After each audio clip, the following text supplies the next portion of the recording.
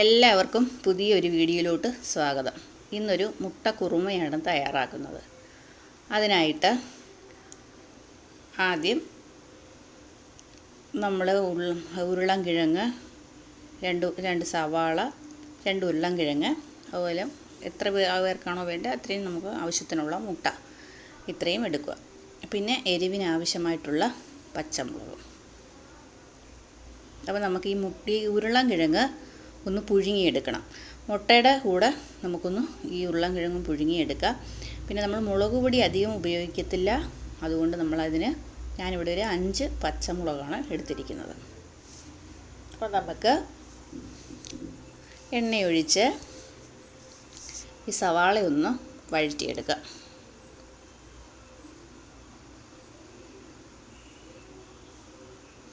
ഞാൻ എണ്ണയൊക്കെ ഒഴിച്ച് ചൂടായപ്പോൾ കറിവേപ്പില ഇട്ടു. പിന്നെ സവാളയും പച്ചമുളകും കൂടി ഇട്ട് കുറച്ച് ഉപ്പും കൂടി ഇട്ടിട്ട് നന്നായിട്ട് നമുക്കൊന്ന് വഴറ്റിയെടുക്കാം. മുളക് പൊടി ഇടാം. മുളക് പൊടി 1/2 സ്പൂണേ ഇടുന്നുള്ളൂ, നമ്മൾ പച്ചമുളക് ഇട്ടതുകൊണ്ട്. മഞ്ഞൾപ്പൊടി, ഗരം മസാല, പിന്നെ മല്ലിപ്പൊടി 2 സ്പൂൺ.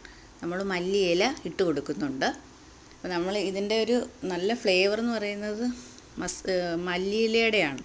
അപ്പോൾ നമ്മൾ ലാസ്റ്റ് മല്ലിയിലയും ഇട്ട് കൊടുക്കുന്നുണ്ട്. അപ്പോൾ ഇതിൻ്റെ പച്ചമണം മാറത്തക്ക രീതി നമുക്കൊന്ന് വഴറ്റി കൊടുക്കാം. പിന്നെ നമ്മൾ ഉരുളൻകിഴങ്ങ് പുഴുങ്ങിയായിരുന്നല്ലോ, അപ്പോൾ അതൊന്ന് പൊടിച്ച് നമുക്കിതിലോട്ടൊന്നിട്ട് ഒന്ന് വഴറ്റി കൊടുക്കാം. അതും ആ മസാലയുടെ കൂടിട്ടൊന്ന് നന്നായിട്ട് വഴന്നു വന്നിട്ടുണ്ട്. ഇനി നമ്മൾ ഇതിലോട്ട് തേങ്ങാപ്പാലാണ് ചേർക്കുന്നതെങ്കിൽ തേങ്ങയുടെ 2ാം പാലൊഴിച്ച് നമുക്ക് വേവിച്ചെടുക്കാം. ഞാനിവിടെ തേങ്ങ അരച്ച് ചേർക്കുമായതുകൊണ്ട് ലാസ്റ്റിലാണ് അത് ചേർക്കുന്നത്. അതുകൊണ്ട് ഞാൻ ഒരു 1/2 ഗ്ലാസ് വെള്ളം ഒഴിച്ച് കൊടുക്കാം. ഉപ്പും കൂടി ഇട്ടിട്ട് നമുക്ക് വെള്ളം ഒഴിച്ച് കൊടുക്കാം. നമുക്കിതൊന്ന് വേവിച്ചെടുക്കാം.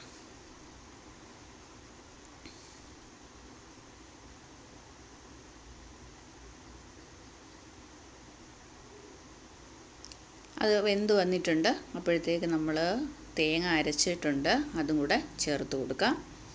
എന്നിട്ട് നമ്മൾ തേങ്ങാപ്പാലാണെങ്കിൽ 1ാം പാലിട്ട് കൊടുക്കുക. നമ്മൾ പുഴുങ്ങിയ മുട്ടയും കൂടെ ഇതിലോട്ട് ഇട്ട് കൊടുത്തിട്ട് ചെറിയ തീയിൽ നമുക്കൊന്ന് വേവിച്ചിട്ട് ഇത് ഒരു തള വന്നാൽ മതി.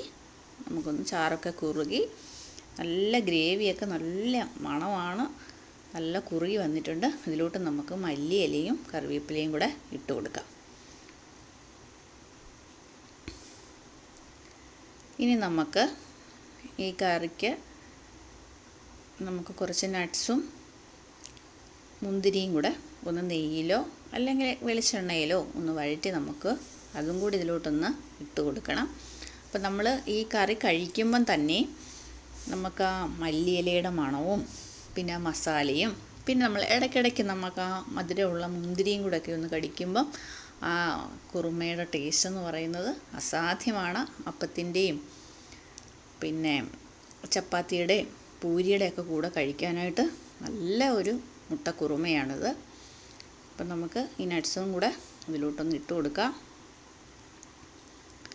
അങ്ങനെ നമ്മുടെ അടിപൊളി മുട്ട കുറുമ തയ്യാറായിട്ടുണ്ട്. അപ്പോൾ എല്ലാവരും ഇതൊന്ന് തയ്യാറാക്കി നോക്കണം.